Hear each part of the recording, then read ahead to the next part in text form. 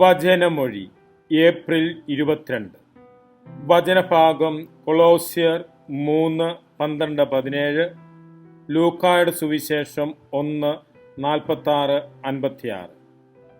ഈശോയിൽ സ്നേഹമുള്ളവരെ, ഉയർപ്പുകാലം 3-ാം ബുധനാഴ്ച തിരുവചനം നമ്മെ ഓർമ്മപ്പെടുത്തുന്നത് പുതിയ മനുഷ്യനായി സ്നേഹത്തിലും കൃതജ്ഞതയിലും ജീവിക്കണമെന്ന കാര്യമാണ്. പൗലോസ്ലീഹ കൊളോസോസിലെ സഭയ്ക്കെഴുതിയ ലേഖനത്തിലൂടെ കരുണ, ദയ, വിനയം, സൗമ്യത, ക്ഷമ എന്നിവ ധരിക്കുവാനായിട്ട്, അങ്ങനെ ഉയർപ്പിൻ്റെ പുതിയ ജീവിതം നയിക്കുന്നവരായി മാറുവാൻ തിരുവചനം ആഹ്വാനം ചെയ്യുകയാണ്. സ്ലീഹ വീണ്ടും ഓർമ്മപ്പെടുത്തുന്നു, സ്നേഹമാണ് പൂർണ്ണതയുടെ ബന്ധം.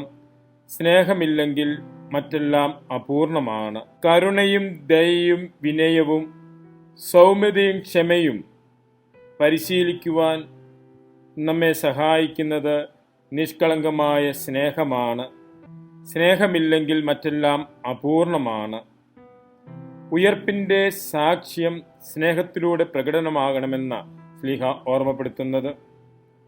ലൂക്കാ സ്ലീഹയുടെ സുവിശേഷത്തിൽ പരിശുദ്ധ അമ്മ കൃതജ്ഞതാനിർഭരമായ വാക്കുകളിലൂടെ ദൈവം നൽകിയ കൃപയ്ക്ക് നന്ദി അർപ്പിക്കുന്നതാണ് നാം കാണുന്നത്.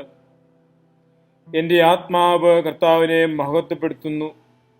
ദൈവം നൽകിയ അനുഗ്രഹങ്ങൾക്കായി ദൈവത്തെ മഹത്വപ്പെടുത്തുന്ന പരിശുദ്ധ അമ്മയെയാണ് സുവിശേഷ ഭാഗത്ത് നമുക്ക് കാണുവാൻ സാധിക്കുന്നത്. അനുദിന ജീവിതത്തിൽ കൃതജ്ഞതാ നിർഭരരായി ജീവിക്കുവാൻ, സ്നേഹത്തിൽ അധിഷ്ഠിതമായ ജീവിതത്തിലൂടെ കരുണയും ദയയും വിനയവും സൗമ്യതയും ക്ഷമയും ജീവിതത്തിൽ പ്രാവർത്തികമാക്കിക്കൊണ്ട് വിശുദ്ധിയിൽ വളരുവാൻ, പുതിയ മനുഷ്യനായി മാറുവാൻ, ഉത്തിതനായ മിശിഹായോടൊത്ത് ജീവിക്കുവാൻ നമുക്ക് പരിശ്രമിക്കാം. മിശിഹ നമ്മെ അനുഗ്രഹിക്കട്ടെ. ആമേൻ.